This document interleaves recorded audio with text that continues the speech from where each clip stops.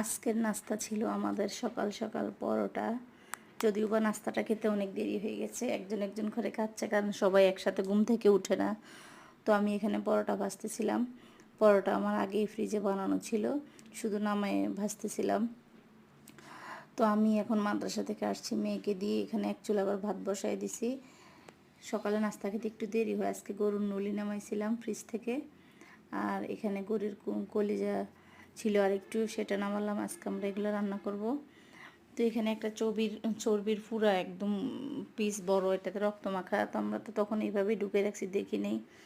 তো এগুলো আবার আমার গরম পানিতে ভাপ দিয়ে তারপর আবার কেটে নিব। তো এখানে আরও ছিল আমাদের নাস্তা, কলা ছিল, পাউরুটি ছিল। তো আমি একটা পরোটা খাবো, এই জন্য একটা নিয়েছিলাম। অনেকে ঘুমাচ্ছে, এরা উঠলে আবার পরোটা ভেজে দিব। এই খাটে একজন ঘুমাচ্ছে, ওই খাটে আমার ছেলে ঘুমাচ্ছে, এরা এখনও উঠেই নাই। মানে এরা এখন 11টা বাজে, এখনও উঠে নাই, তাহলে নাস্তা খাবে কখন এবার বুঝেন। ছেলে পরীক্ষা দিয়ে ফেলছে, এজন্য অবসর, এজন্য ঘুমাচ্ছে। আর আমার রুমটা পুরো এলোমেলো।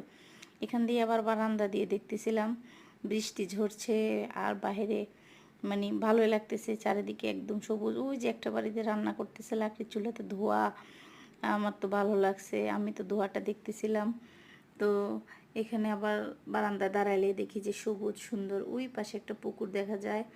ওই যে পাকা গাটলা দিয়ে মানুষ